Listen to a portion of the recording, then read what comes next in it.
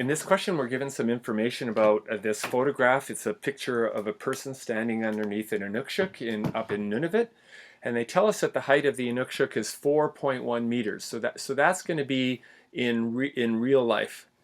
So 4.1 meters, and you can see certainly the person is quite a bit smaller than that, and we want to determine based on the photograph what would their height be to the nearest tenth of a meter. So this is somewhat subjective. I measured with a ruler and I got the height of the inukshuk to be 68 millimeters.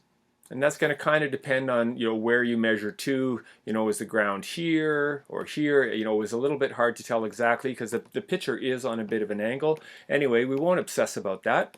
So that was the total height of the inukshuk. And the total height of the person, I got 25 millimeters. And once again, millimeters. You may have a slightly different answer for that. I'm just trying to get my pen to work here a little bit better. So you could set up a ratio.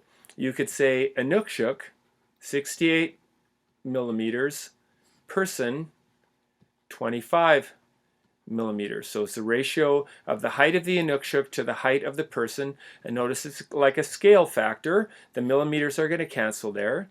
But we had inukshuk over person. So the inukshuk was 4.1 meters and the person will be x meters. It's got to be meters and meters because here it was millimeters and millimeters. Those units canceled. And so these units would have to cancel. So we've had a proportion like this many, many times.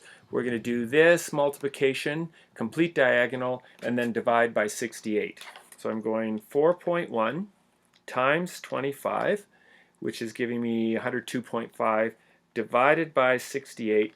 So I'm getting to the nearest tenth. My calculator is giving me 1.5073, etc., etc.